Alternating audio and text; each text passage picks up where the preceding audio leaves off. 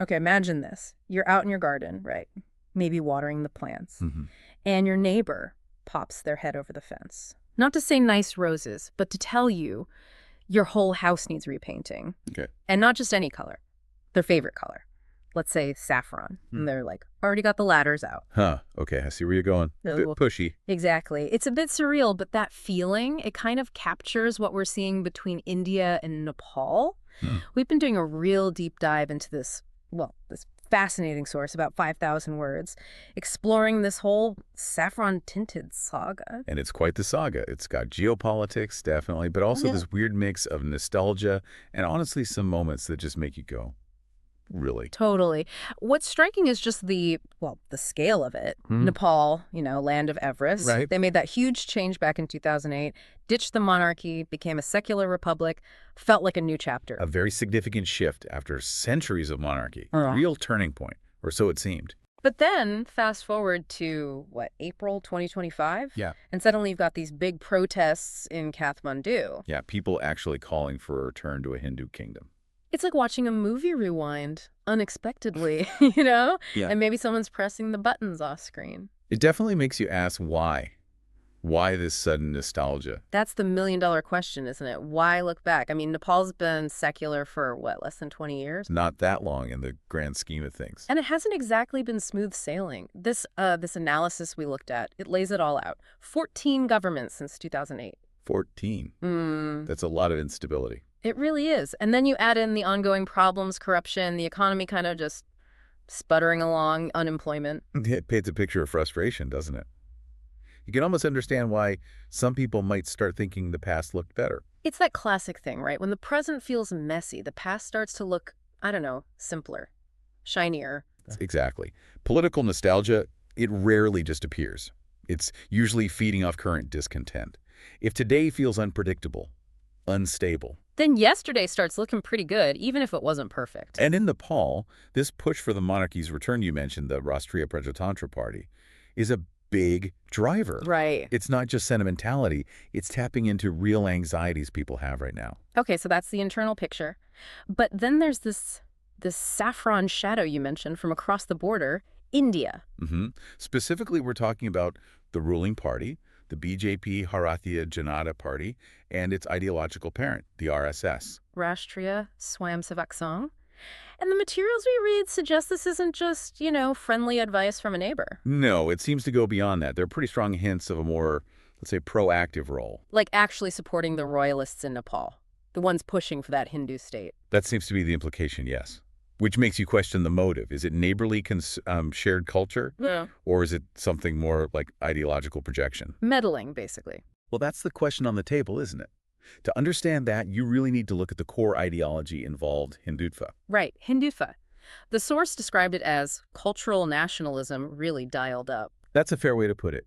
It's the BJP and RSS's guiding philosophy. More than just religious faith, it's political.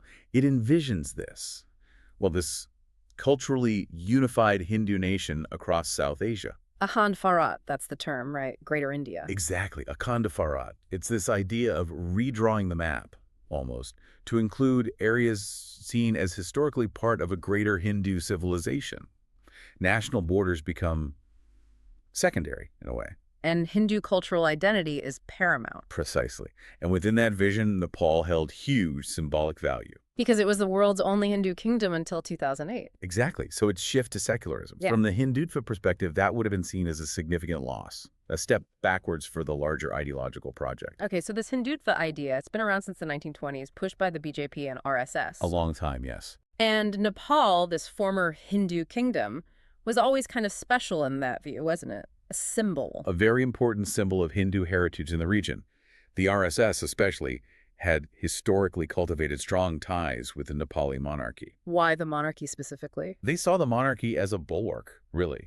An ally against what they viewed as other influences creeping in, communism, Western ideas, that sort of thing. So when the monarchy was abolished and Nepal went secular... It was a major ideological blow for them, a setback. And then Narendra Modi and the BJP come to power in India in 2014. Right. And that seems to have, perhaps emboldened efforts to try and nudge Nepal back towards what they see as its, quote-unquote, rightful Hindu identity. And the source we're drawing on suggests this isn't just quiet encouragement behind the scenes. No, there are signs of more direct involvement being alleged. Like Yogi Adityanath, the chief minister of Uttar Pradesh in India. Big figure. Very prominent, yes. He's apparently been seen at rallies inside Nepal. His picture on posters. And didn't he openly call for Nepal to go back to being a Hindu state back in 2021? He did, quite publicly. And then there was that U.S. State Department report from 2022. What did that say? It mentioned allegations, and these are allegations, but allegations of the BJP potentially funneling funds to politicians in Nepal. The ones pushing the Hindu state agenda. Correct. That's a serious claim, obviously.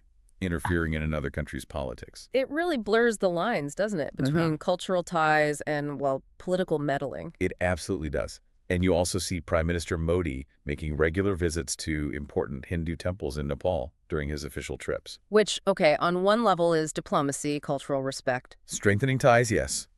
But it also sends a signal, doesn't it? Yeah. It subtly reinforces that connection, that support for the pro-Hindu elements within Nepal. It's a very careful dance. A diplomatic dance with a clear subtext. We could say that. And then there's the elephant in the room, the 2015 blockade. That feels absolutely crucial. Oh, hugely significant. Nepal adopts its new constitution, secular republic confirmed. And India's reaction, this, well, alleged economic blockade, it felt like a punishment. India officially cited security concerns, border issues. But in Nepal, the perception was very different, wasn't it? It felt like a direct response to them becoming secular. For many Nepalis, absolutely. And the impact was severe. Shortages of fuel, medicine, essential goods.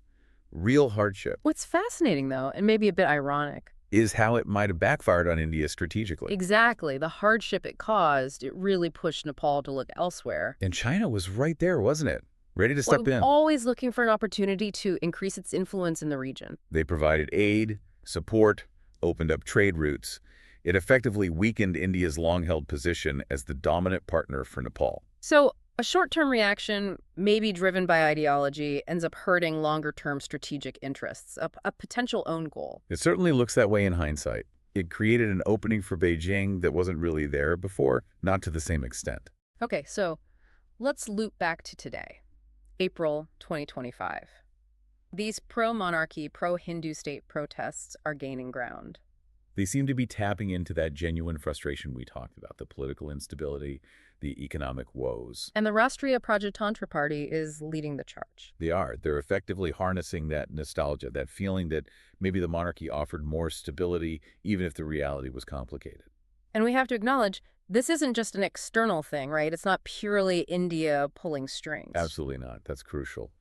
There is a real internal constituency in Nepal that's unhappy with how the secular republic has performed. The instability, the corruption. Exactly.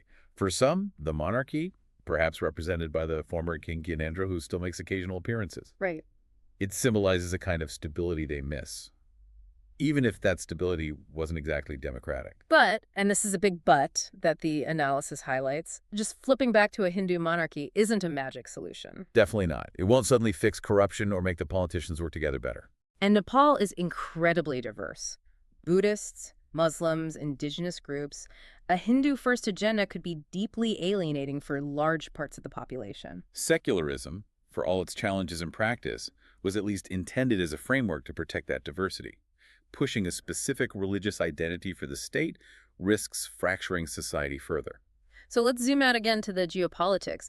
India's actions here, promoting this Hindu state idea, maybe even the monarchy, it's risky, isn't it? Hugely risky. Nepal sits right between India and China, a critical buffer state. And India has always considered Nepal firmly in its sphere of influence. Traditionally, yes. Yeah. But by pushing this specific agenda, they risk alienating Nepal and pushing it closer to China. Especially after the 2015 blockade already soured relations and gave China that opening. Exactly. Any further perception of Indian interference, of prioritizing ideology over Nepal's own choices, could really solidify that shift towards Beijing. It really does feel like potentially scoring an own goal in the big regional game. Prioritizing one aspect, the ideological vision potentially at the expense of broader strategic influence with a key neighbor. And there's another angle too, isn't there? India's own image. The hypocrisy question, perhaps? Yeah, the world's largest democracy. Yeah. Apparently supporting a potential rollback of democracy next door, maybe even favoring a return to monarchy. It creates a certain dissonance, doesn't it? Yeah. It could potentially undermine India's credibility as a champion of democratic values in South Asia and beyond. So wrapping up this deep dive into India's saffron push in Nepal, let's recap the main threads. Okay. We've touched on Nepal's unique history as a Hindu kingdom. Right, and the powerful ideology of Hindutva, a Conferat. And the deep ties between the BJP, the RSS, and Nepal's former monarchy. Plus, specific examples suggesting Indian involvement, Yogi Adityanath, the alleged funding, and crucially, that 2015 blockade and its fallout. But it's vital to remember the internal dynamics, too. This isn't just external pressure. No, the RPK in Nepal, the genuine frustrations with the republic, the nostalgia, it's a potent mix. But also the very real concerns from Nepal's diverse communities about what a Hindu state would actually mean for them. And then the big picture, the geopolitics. India's actions potentially pushing Nepal towards China. A major strategic risk, especially considering the 2015 president and China's ongoing outreach. And finally, those questions about India's democratic consistency in its foreign policy. Yeah, that apparent contradiction is definitely something to ponder. So, as you listening, think about all this. Here's maybe the final thought to chew on. This push for a Hindu state in Nepal, is it really a path to the stability many Nepals clearly want? Or could it be what our source called a saffron mirage? Something that looks appealing but might actually lead to more instability, more division, and certainly more external influence. It really makes you think about the long game, doesn't it? For Nepal itself, its internal cohesion and its tricky balancing act between its two giant neighbors.